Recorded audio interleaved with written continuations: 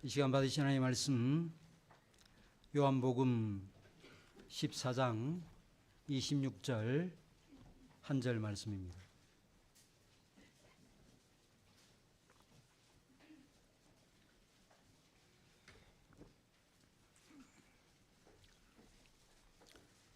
신약성경 요한복음 14장 26절 한 절 말씀 보겠습니다. 찾으신 줄 알고 제가 받들어 읽겠습니다.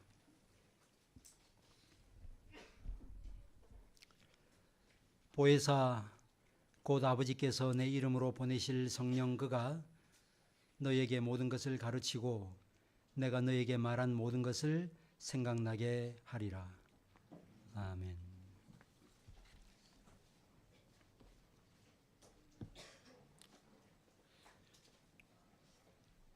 일반적으로 한국교회 성도들은 성령의 사역의 본질을 방언이나 병고침이나 혹은 은사를 체험하는 데 있다라고 생각을 합니다. 특별히 오순절 계통에 있는 분들이 이런 생각들을 많이 갖습니다. 성령을 받으면 예언하고 방언하고 또 병고치는 신유의 은사를 갖게 된다라고 생각하는 것입니다. 이것은 한국교회 성도들이 가진 성령에 대한 편협되고 왜곡된 이해를 보여줍니다. 물론 그런 부분들이 전혀 없는 것은 아니겠지만, 그러나 성령님은 우리가 생각하는 것보다 훨씬 더 깊고 넓습니다. 창세기 1장 2절에 이런 말씀이 나옵니다. 땅이 혼돈하고 공허하며 흑암이 깊음 위에 있고 하나님의 영은 수면 위에 운행하시니라는 말씀이 있습니다. 이것은 성령에 대해서 성경의 첫 번째로 언급되는 내용입니다. 하나님의 영이 수면 위에 운행하신다. 여러분, 이 말씀을 어떻게 이해하고 계셨습니까? 이 말씀은 이해하기가 쉽지 않습니다. 그래서 성경 주석을 찾아보면 이 말은 어미새가 새끼 위를 뱅뱅 맴돌고 있는 상태를 의미한다라고 되어 있습니다. 무슨 정찰 위성이 그 위를 배회한다는 그런 뜻일까요? 이런 말씀들을 이해하는 것은 인간의 이해로 이해한다는 것은 사실은 불가능합니다. 분명한 사실은 성령께서 모종의 역사를 하셨다는 것입니다. 그러면 창세기 기자가 성령의 어떤 역사를 염두에 두고 하나님의 영이 수면 위에 운행하시니라는 이런 표현을 남겨놓았을까요?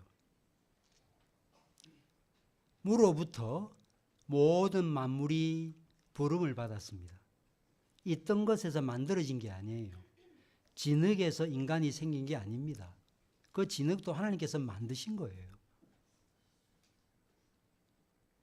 이처럼 하늘과 땅을 비롯해서 모든 피조물이 무로부터 부름을 받아 존재한다고 볼 때 하나님의 영은 수면 위에 운행하시니라는 이 말씀은 하나님께서 그의 영의 능력으로 붙들고 계심으로 말미암아 피조물이 형태화된 이후에 무로 돌아가지 않고 지속적으로 유지되게 하셨다. 이 일에 성령께서 관여하셨다라는 뜻으로 이해해야 할 것입니다. 실제로 지금이라도 하나님께서 그의 영을 거두시고 그 입김을 중단하시면 물리적 죽음이 도래할 수밖에 없습니다. 생명이 있기 때문에 다 사는 게 아닙니다.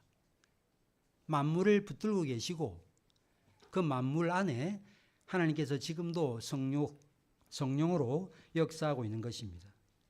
그래서 우리가 이처럼 견고하게 살 수 있는 것, 피조물이 제자리에서 자기 역할을 감당할 수 있는 이런 일들은 자기 자신으로부터 혹은 피조물 스스로가 그 능력을 소유하게 됨으로 그렇게 된 것이 아니라는 것입니다. 하나님의 영의 지속적이고 비밀스러운 사역을 통해서 유지되고 있다 하는 것입니다. 이런 면에서 성령은 모든 피조물의 생명들의 원천이요 또 기원이라고 할 수 있을 것입니다. 그런데 성령은 이처럼 일반 은총 영역 속에서도 역사하시지만 특별 은총 안에서도 역사하십니다. 이것이 오늘 본문의 내용입니다. 함께 읽은 한 절, 요한복음 14장 26절 말씀은 성령님이 어떤 일을 행하시는지를 우리에게 분명히 증가하시는 말씀입니다. 동일한 신성을 지닌 성자 예수께서 동일한 신성을 지닌 성령이 어떤 일을 하실 것인지 직접 언급한 말씀이 오늘 본문이라고 하는 것입니다.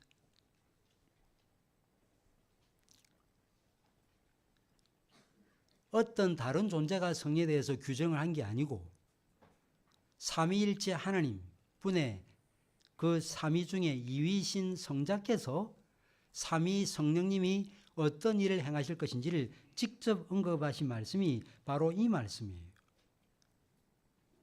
근데 많은 한국교회 성도들이 이 말씀에 대해서는 별로 주목하지 않습니다.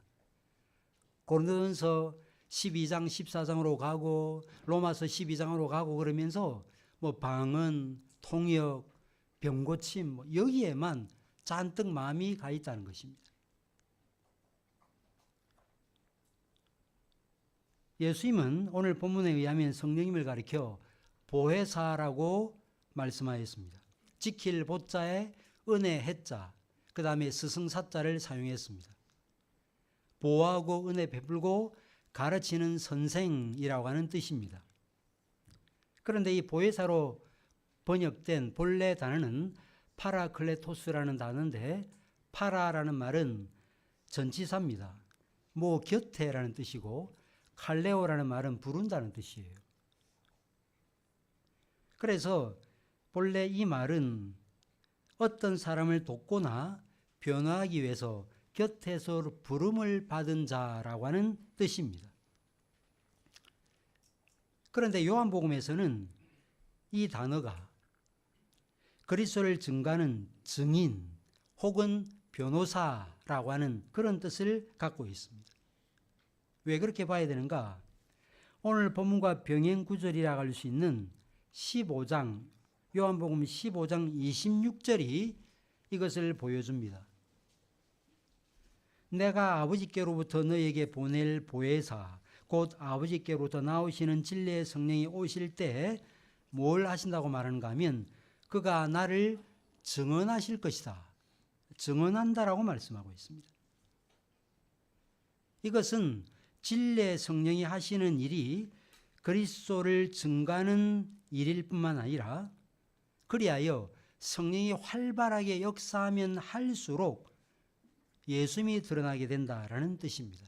그가 나를 증언한다 그랬으니까 성령께서 활발하게 역사하신다면 성령이 드러나는 게 아니고 성령은 자기 얼굴을 드러내는 존재가 아니고 그리스도를 드러내는 존재라고 말씀하고 있습니다. 이것은 마치 무엇과 같은가 하면 여러분들 박물관이나 미술관에 가면 전시물이 있잖아요. 근데 그 전시물에는 반드시 조명이 있죠. 조명이 하는 일이 뭡니까? 내가 얼마나 밝은 그런 전등을 갖고 있는지 한번 보여줄까? 그런 것에 관심이 없죠. 조명은 그 작품을 비추는 데 관심이 있습니다. 오로지 그 목적으로 빛이 비추는 거죠. 성령은 무엇 때문에 이 땅 가운데 오셨을까요? 자신의 자기됨을 드러내고 증거하기 위함이 아니고 그리스도를 밝히 드러내기 위함입니다. 조명이 가장 적합한 위치에서 그 대상을 비춰줌으로 그 대상이 도드라지게 하는 것처럼 성령은 진리의 성령은 다른 어떤 존재가 아니라 그리스도 그분을 비춘다는 것입니다. 성령의 역할도 마찬가지입니다. 성령이 이런 일을 한다는 거예요. 저희가 주일 낮 예배 때 웨스트민스터 신앙 고백서를 고백하는데 오늘 우리가 국가 통치자 아니었습니까? 33장까지 있는데 성령님에 대한 언급은 따로 없습니다. 하나님에 대해서 예수 그리스도에 대해서는 언급하지만 성령님에 대한 챕터가 따로 없어요.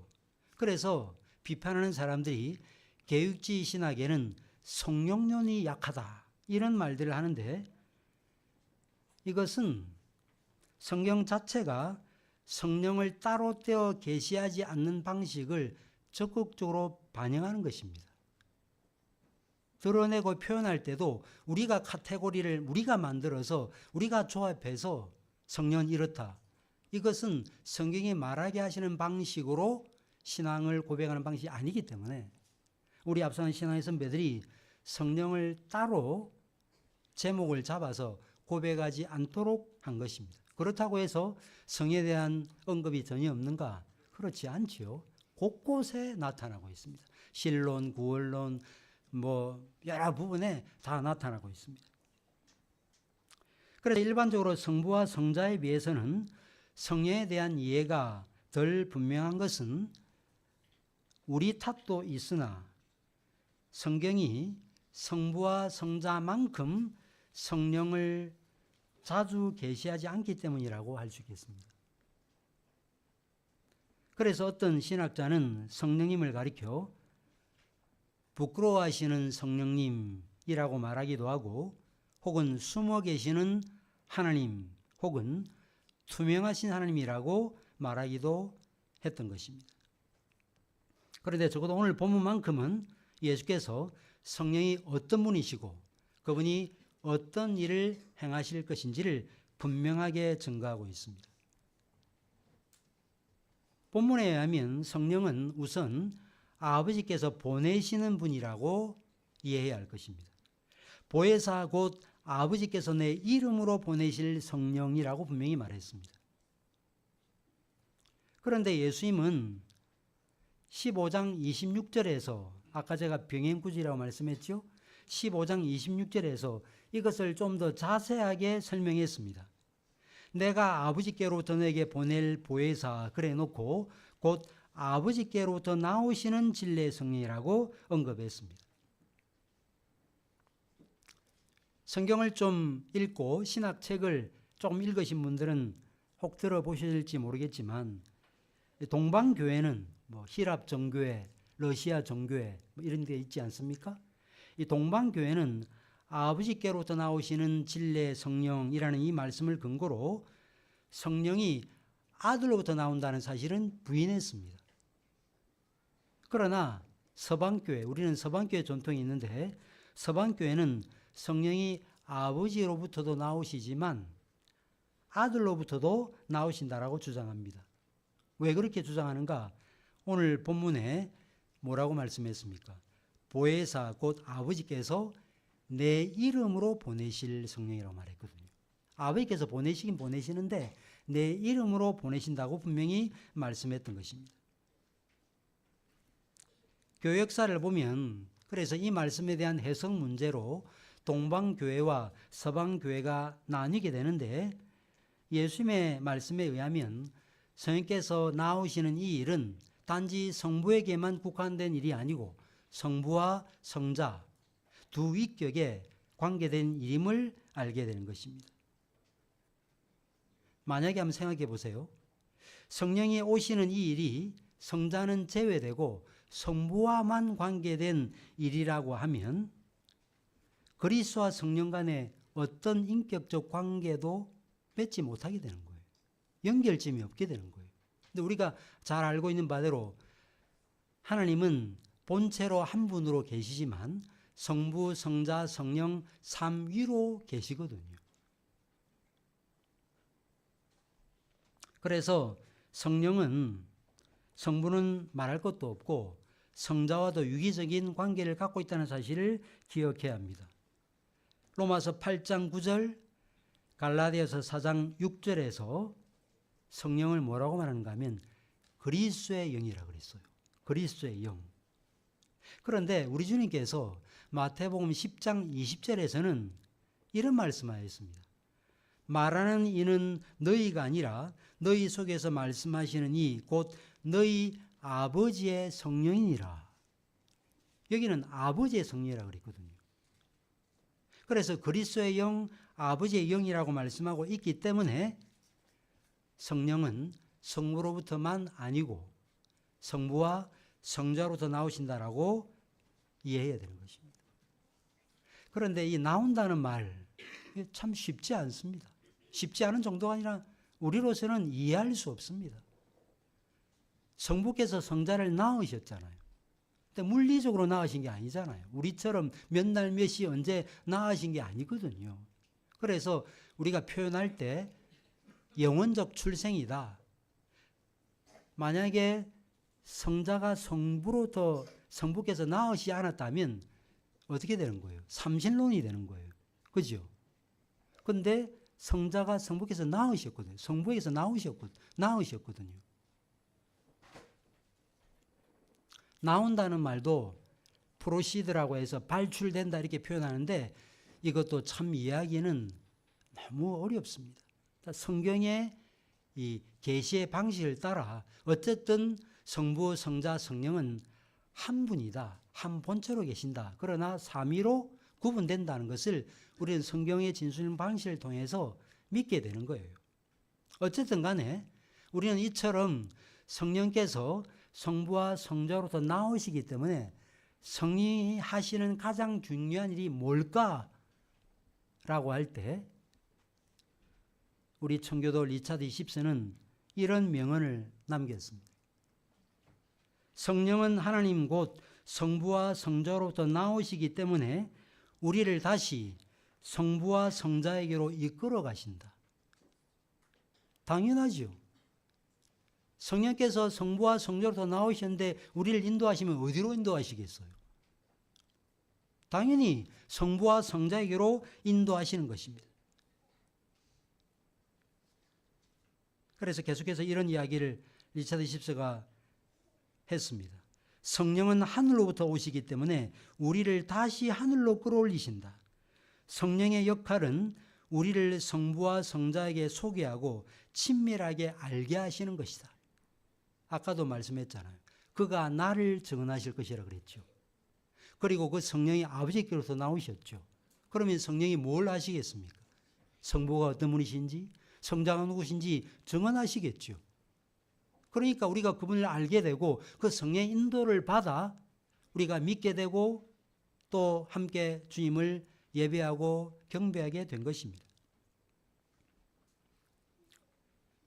그런데 오늘 저는 본문과 관련해서 더 분명하게 증가하는 성령의 역사를 말씀드리려고 합니다. 오늘 본문에서 두 가지 주목해야 될 표현은 가르치고라는 표현이고 생각나게 하리라는 표현입니다. 가르치고 생각나게 하리라. 성령은 먼저 가르치는 일들을 행하십니다. 가르치세요. 성령께서 가르치시는 사역을 한다고 하니 말씀을 가르치는 교사나 목사도 필요 없다라는 식으로 생각하시면 안 됩니다. 왜냐하면 성령께서 물론 가르치시는데 복음을 가르치시는데 사람을 도구로 사용하시기 때문입니다. 프랑스 신앙고백서, 프랑스 개신교도 위그노들이 고백한 프랑스 신앙고백서 25조에 의하면 이 보편적 교회에 대한 고백인데 이런 문구가 나타나요. 가르치는 목사 없이 교회는 존속할 수 없다. 목사가 대단한 존재여서가 아니고요. 가르치는 일 없이 교회가 어떻게 존재할 수 있는가? 존재할 수 없다는 것입니다. 사도행전 8장에 보면 빌립의 전도 기사가 나오고 있습니다. 성령께서 빌립에게 광야로 가라 그러죠. 광야로 갔더니 에디오피아 내시 여왕 간닥의 국고를 맡은 이 내시가 예루살렘에서 예배하고 내려가는 중이었습니다. 그때 수레에 앉아 이사야서 53장 부분을 읽고 있었습니다. 빌립이 다가가서 이런 것을 깨닫느뇨? 라고 물었을 때 지도하는 이가 없는데 어찌 깨달을 수 있겠는가? 그럴 때 빌립이 그 말씀에서 시작해서 예수를 가르쳐 증거하셨다라고 말씀하고 있습니다. 그런데 그 일을 하게 한 주체가 누구죠? 성령께서 빌립에게 이렇게 되어 있거든요. 그렇다면 요한 1서 2장 27절 말씀은 어떻게 되는가? 요한 1서 2장 27절에 이런 말씀이 나타납니다. 너희는 주께 받은 바 기름 부음이 너희에게 거하나니 아무도 너희를 가르칠 필요가 없고 라는 말씀이 나타납니다. 기름 부음이 임하면 아무도 너희를 가르칠 필요가 없다.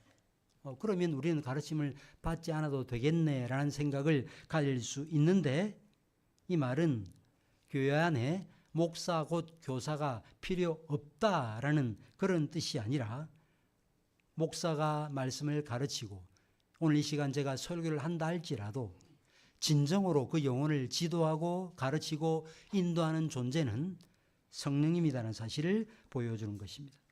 때문에 말씀을 가르치는 자나 말씀의 가르침을 받는 사람은 공히 성령의 가르치시는 은혜를 필요로 합니다. 우리가 기도가 필요한 이유가 여기에 있는 거예요.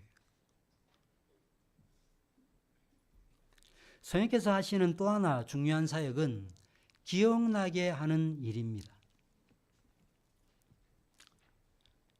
기억나게 하는 일. 여러분들 사복음서, 그 다음에 이어지는 사도행전, 여러 서신서 어떻게 기록되었습니까? 어떤 과정을 통해서 성경이 우리에게 주어졌습니까? 복음서는 말할 것도 없고 다른 서신서들 모두는 성령께서 사도들에게 예수께서 말씀하셨거나 예수께서 행하신 모든 일을 정확하게 기억해낼 수 있는 일을 전제로 하는 거예요. 목격했다 할지라도 다 까먹어버렸으면 어떻게 기록으로 남아 있었겠습니까? 따라다니면서 쓴 것도 아니었는데, 오늘날처럼 녹음기를 가지고 다닌 것도 아니었는데, 어떻게 이 산상본의 말씀을 비롯해서 낱낱이 이 말씀들이 우리에게 기록으로 남겨질 수 있었는가? 기억나게 하시는 성령께서 사도들 가운데 역사하신 것입니다. 일반적으로 복음서가 제일 먼저 쓰여진 게 아니었다고 봅니다. 복음서는 예수께서 공생의 사역이 끝이 나고 난 다음 한 30년 정도 시간이 지난 다음에 쓰여진 것으로 봅니다. 어떻게 쓰여질 수 있을까요? 첫 번째 복음서인 마태복음 누가 기록했습니까? 마태가 기록했습니다. 마태는 예수께서 초기에 제자들을 부르셨는데 이때 12 제자 중에 부름받은 사람 중에 속하는 사람입니다. 그리고 요한복음의 저자인 요한은 예수께서 사랑하시는 자라고 요한복음에 나타나고 있습니다. 예수님을 알았던 측근 3인방 누구죠? 베드로, 야고보, 요한. 이 3인방 중에 속하는 사람이 바로 요한입니다. 그는 처음부터 예수님과 함께 했고, 특별히 요한은 예수께서 십자가에 달리셨을 때 예수님의 옆구리가 창에 찔린 것을 목격한 자였습니다. 요한복음 19장 35절에 목격자로서 그 사실을 증언했습니다. 그래서 십자가에 달리신 동안 말할 것도 없고 사도로서의 공적 사역을 수행하는 내내 요한은 예수님과 함께 있었던 것입니다. 그리고 예수님의 빈 무덤에 처음 찾아갔던 사람이 바로 베드로와 함께 했던 요한이었다는 것이죠. 빈 무덤 속에 포개진 세마포와 땅 곳에 객혀있는 머리를 감은 수건, 그것을 직접 목격한 사람이었고, 물론 부활도 승천도 목격했습니다. 직접 목격한 사람이 쓴 거예요. 시간이 오래 지났느냐, 2만 년 되었느냐, 2만 년 되면 좀 믿지 못할 만하고, 그 다음에 오늘 나온 책이면 믿을 만합니까? 그러지 않아요. 그것을 직접 눈으로 보고 목격한 사람의 증언이냐 아니냐가 더 중요한 것입니다. 그래서 요한 1서에 뭐라고 이야기를 하고 있습니까? 우리 중에 죄송합니다. 요한 1서에 이런 말을 하죠.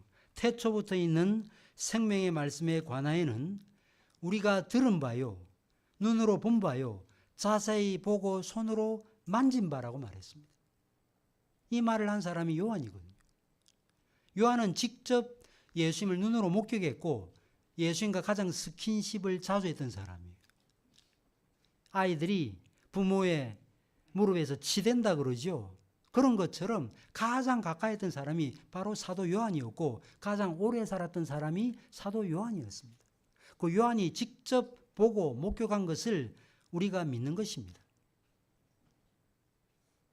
그런데 마태나 요한처럼 이처럼 자기 눈으로 직접 목격한 기록자들도 있지만 누가와 마가의 경우는 예수님의 사역을 직접 눈으로 목격했던 것이 아니었어요. 그러면 마가와 누가는 어떻게 복음서를 기록할 수 있었는가? 오래된 전승에 따르면 마가복음은 예수의 생애와 사역에 대해서 베드로가 가르쳐 준 것을 기록한 것으로 제시합니다. 그래서 마가복음은 기록자인 마가가 목격자인 베드로의 보고와 증언을 듣고 기록한 것으로 볼 수 있죠. 베드로 후서 1장을 보시면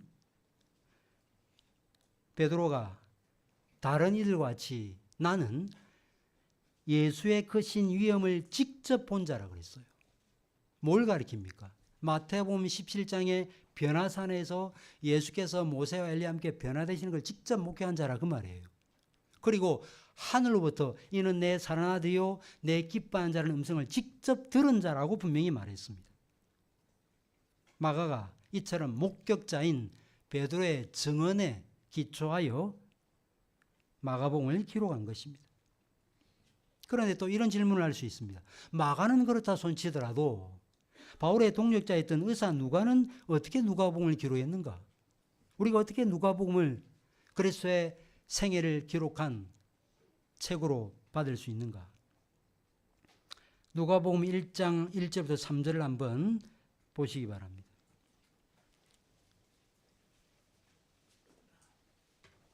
누가복음 1장 1절부터 3절에 이런 말씀이 나옵니다. 우리 중에 이루어진 사실에 대하여 처음부터 목격자와 말씀의 일꾼된 자들이 전하여 준 그대로 내력을 저술하려고 붓을 든 사람이 많은지라. 그 모든 일을 근원부터 자세히 미루어 살핀 나도 데오빌로 각하에게 차례대로 써보내는 것이 좋은 줄 알아노니.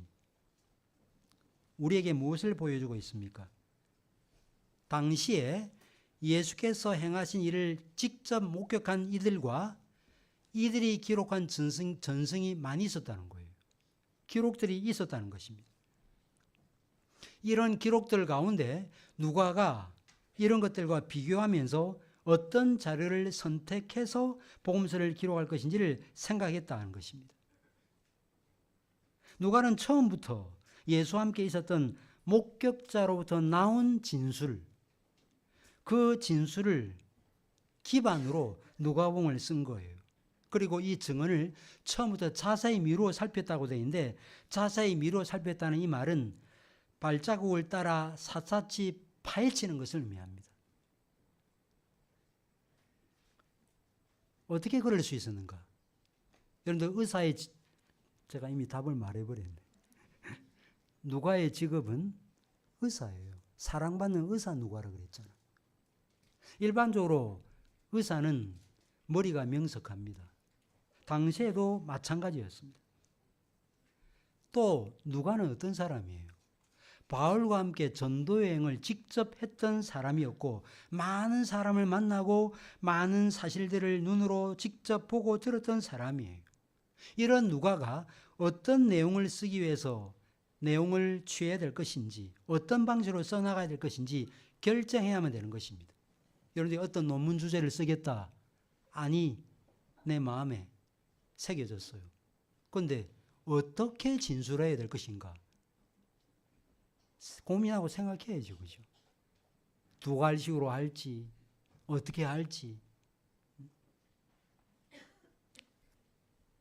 결국 이런 복음서 기자의 사고 활동을 통해서 누가복음과 누가복음의 속편인 사도행전도 기록이 된 거예요. 우리는 여기서 다시 본문으로 돌아가서 내가 너에게 말한 것을 생각나게 하리라는 이 말씀의 뜻이 어떤 뜻인지를 알게 되는 거예요. 성령은 첫째 제가 말씀드린 바대로 기억나게 하시는 일에 역사하십니다. 일반적으로 방금 일어난 일이나 며칠 전에 일어난 일은 몰라도 30년이나 50년 전에 일어난 이 일을 정확하게 기억해내고 그 사실을 낱낱이 기록하는 것은 불가능합니다. 그런데 사복음서를 읽어보시면요, 개인의 기록에 의거한 그런 기록들이 많이 있어요. 예를 들어서 야이로의 딸을 살리실 때 예수님께서 누구를 데려가셨죠? 베드로와 야고보와 요한만 데려가셨어요. 그죠? 그 사람들밖에 모르는 거예요. 어떻게 근데 성경에 기록되어 있지? 라고 할 때 베드로나 혹은 야고보 혹은 요한이 그 사실을 기억하고 있었던 것입니다. 따라서 그리스도로부터 직접 가르침을 받은 사람들이 그로부터 들은 말씀을 마음속에 새기고 그 말씀을 기록하는 일들이 일어나야 되는데 이 일에 성령이 개입하시는 것입니다. 오순절날 성령을 보내시겠다라고 약속하였는데 그 약속대로 사도들이 성령을 받지 못했더라면 복음서나 서신서는 쓰여질 수 없었고 그 기록이 없었더라면 우리는 예수 믿지 못했을 것입니다. 얼마나 중요한 일인지 몰라요. 지금 당장 방언하고 예언하는 게 그게 중요한 게 아닙니다.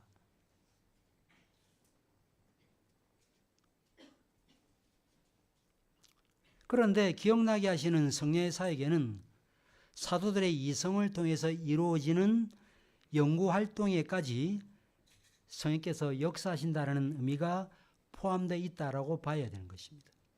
그래서 앞서도 말씀드렸죠. 우리가 인용했죠. 누가복음 1장 1절에 보니까 차례대로 썼다라고 진술하고 있는데 이 차례대로 썼다는 이 말은요. 연대기 순으로 썼다. 시간의 순서로 썼다. 물론 그런 뜻도 있겠지만 누가는 시간의 순서대로만 기록하지 않고 자신의 논리로 써나갔던 거예요. 마가복음도 마찬가지였습니다. 제가 지난 주일날 말씀드렸죠. 이 도대체 어떤 사람이기에 바람과 바다도 순복하는가? 이 질문이 그 마가복음을 이끌어가요. 그러다가 대답이 마지막 장에 나타나죠. 그는 진실로 하나님의 아들이었다라고 대답하는 것입니다. 글을 써나갈 때 그냥 대충 써나갔던 것이 아니었다는 것입니다.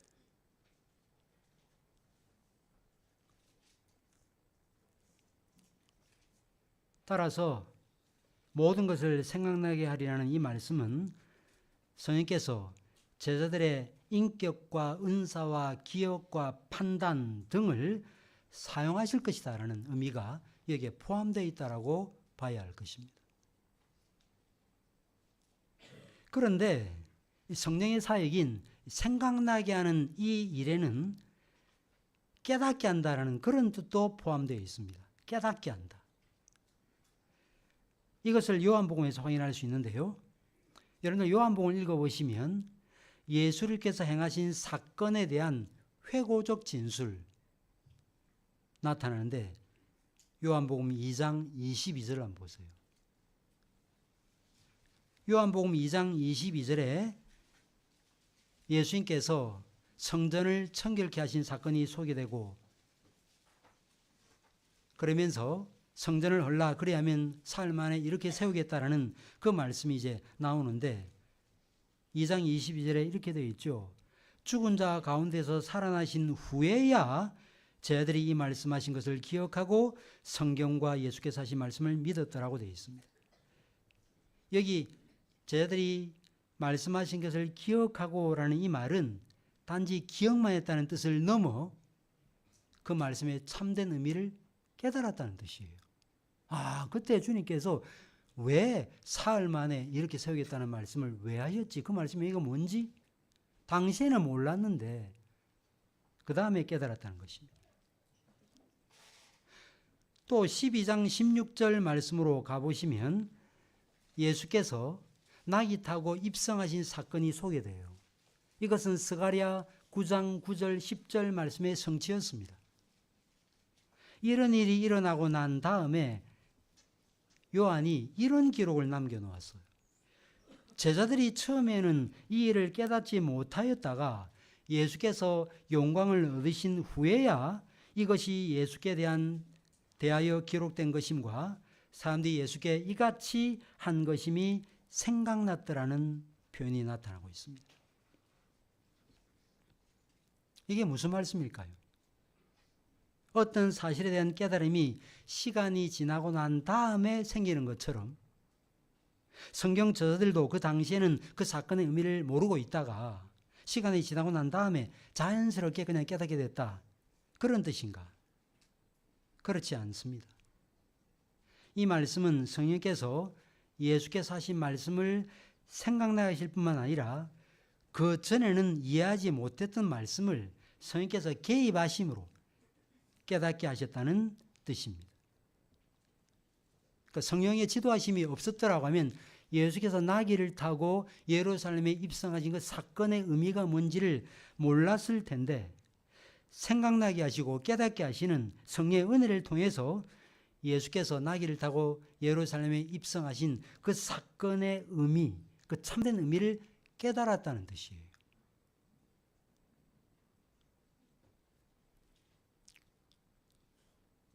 이런 사실은 요한복음 20장 9절에서도 확인할 수 있습니다.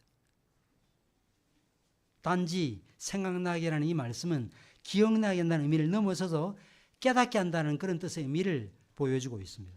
여기는 또 이렇게 진술이 나타나고 있습니다. 그들은 성경에 그가 죽은 자 가운데서 다시 살아나야 하리라 하신 말씀을 아직 알지 못하더라. 베드로와 요한이 예수님의 빈무덤을 봤습니다. 세마포를 보고 따로 객혀있는 수건도 봤습니다. 그러면 예수님께서 내가 사흘 만에 부활할 것이라고 말씀했는데 예수님께서 부활하셨구나 라고 깨달아야 되는데 못 깨달았다는 거예요. 그러다가 성령의 은혜를 통해서 깨닫게 된 거예요. 그래서 여러분들 오순절 성령 강림 사건 때 사도 베드로의 설교를 보세요. 사도행전 2장에 사도 베드로의 설교가 나타나죠. 예수님의 고난과 죽음과 부활의 의미를 시편 16편, 시편 110편으로 설명하고 보혜사 성령을 보낼 것이라고 하는 이 사건의 성취의 의미를 요엘서 2장으로 설명하는 이런 일들이 어떻게 가능했는가? 오순절 날 성령 세례받고 성령 충만 받아 이 말씀이 이 말씀이라는 것을 깨달았던 거예요. 기독교는 성경 위에 서 있습니다. 성경이 얼마나 믿을 만한 것인가에 대한 이런 확신이 기본적으로 전제되지 않는 신앙생활은 불가능해요. 흐리멍텅할 수밖에 없습니다.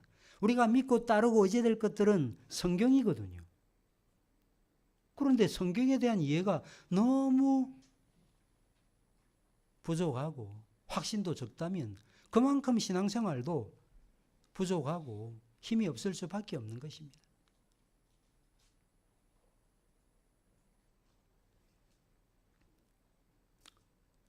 사도들이 목격자로서 예수의 말씀과 행적을 기록하고 우리에게 주어지는 이런 일이 일어날 수 있었던 것은 성령께서 기록자들 가운데 역사하셨기 때문입니다. 그리고 이미 살펴봤지만 마가와 누가처럼 원목격자의 증언을 토대로 진술할 뿐만 아니라 논리적으로 기술했던 것도 성령의 역사가 있었기 때문이었습니다.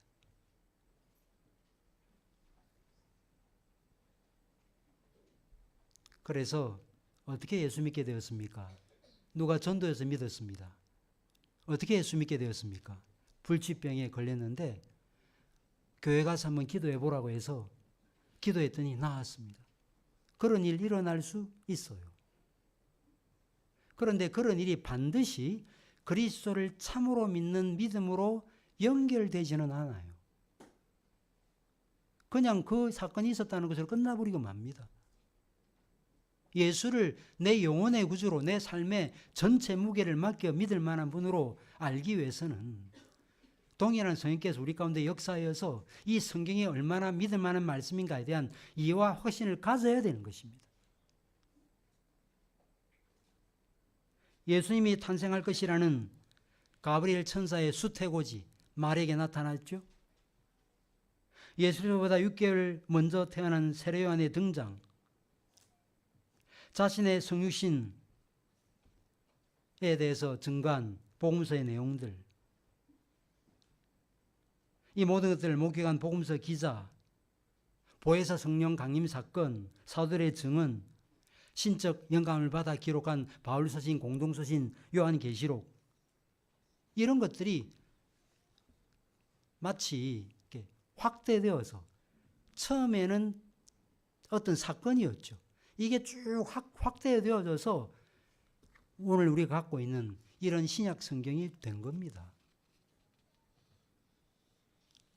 정리하자면 보혜사 곧 아버지께서 내 이름으로 보내실 성령 그가 너에게 모든 것을 가르치고 내가 너에게 말한 모든 것을 생각나게 하리라는 말씀은 사도의 그리스도에 대한 충만한 지식과 그들의 기억 그리고 그들의 사고활동을 통해서 신약 성경을 기록하게 하실 것을 말씀한 것으로 봐야 되는 것입니다. 주님은 성령을 통해서 자신의 말씀과 또 사역에 대한 특별한 기억력과 통찰력을 제자들에게 나누어 주셔서 이것들이 기록으로 남겨져서 모든 세대의 교회를 위해 보존되게 하신 것입니다. 여러분들 만약에 성령께서 사도를 통해서 이 복음서를 비롯한 서신서를 남겨놓지 않았더라면 우리가 어떻게 복음 진리의 말씀을 듣고 깨달을 수가 있었겠습니까? 자, 그렇다면 신자는 어떤 상황 속에서 나는 이걸 해야 될까 말아야 될까? 사업을 해야 될까 말아야 될까? 누구를 만나야 될까 만나지 말아야 될까? 고민할 때 우리는 어떻게 그 상황을 정리할 수 있습니까? 어떻게 하는 사람이 뜻이죠?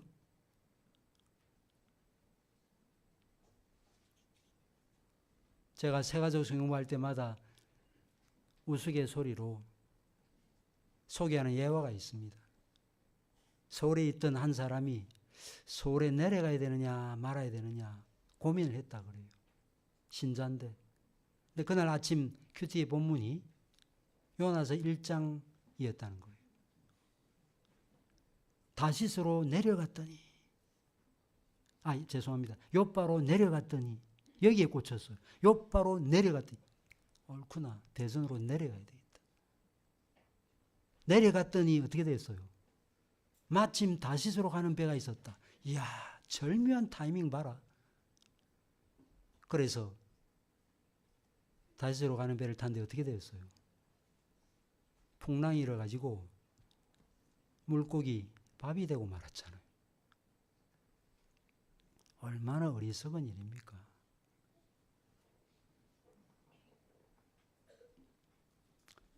그러므로 신자는 어떤 상황 속에서 내가 어떻게 행해야 될 것인가라는 이 사실을 고민하게 될 때 우리는 새로운 무슨 계시나 성경을 읽어 나가다가 마음에 뭔가 불끈 솟아오르는 이런 것을 가지고 하나님의 뜻을 깨달아서는 안 되는 것입니다. 새로운 계시가 아니라 사도적 증거인 성경을 통해서 이미 가르침을 받은 성경적 사고방식으로 하나님의 뜻을 구해야 되는 것입니다. 이것을 보여주는 말씀이 내가 너에게 말한 모든 것을 생각나게 하리라는 이 표현입니다.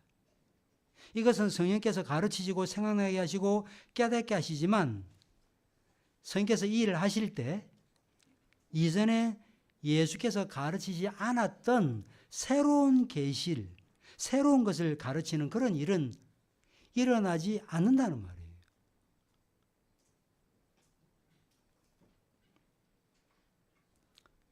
내가 너에게 말한 모든 것이라 그랬잖아요. 이미 주님께서 말씀하셨잖아요. 그런데 무슨 새로운 계시가 또 필요하겠습니까?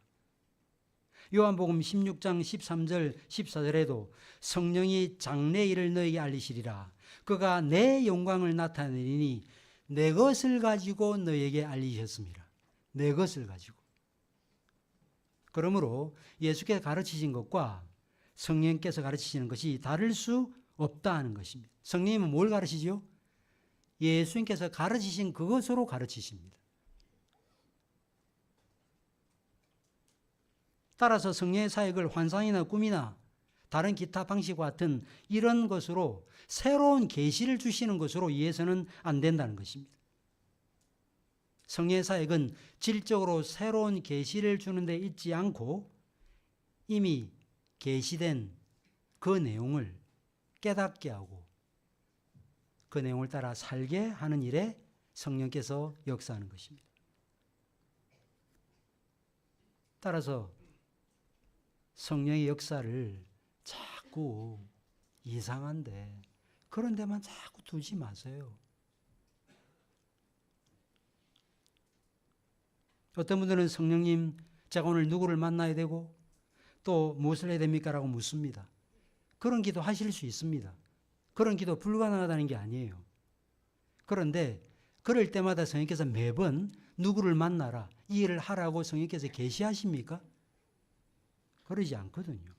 더 이상 성령은 개별적으로 계시를 주지 않으시고 이미 주신 계시의 말씀에 근거한 영적 사고방식을 통해서 하나님의 뜻을 깨닫게 하시는 것입니다.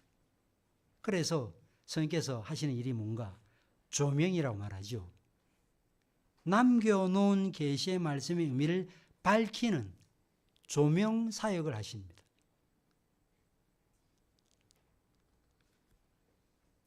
그렇다고 성령께서 모든 걸 가르치고 또 생각나게 하리라는 이 말씀은 보편적인 우리들에게 아무 소용이 없다, 그렇게 생각하지 마시고 분명히 조명의 역사가 있다 하는 사실을 기억하고 우리는 말씀을 읽어나갈 때마다 성의 은혜를 구해야 되는 것입니다. 성령님은 오늘도 신자의 마음속에 영원한 복음 진리를 증거하십니다. 성령의 증거는 예수 그리스도의 인격 그리고 사역을 증언하는 것으로부터 시작하지만 복음 증거의 형식, 내용 전체, 개별 부분 이런 것들이 다 확대되는 것을 포함하는 것입니다. 우리가 복음 진리의 말씀에 굳게 서고 흔들리지 않고 지금까지 어떤 사람들은 세상으로 돌아갔지만 우리는 여전히 이 공동체에 남아 성경을 따를 수 있는 그 이유가 어디에 있는가?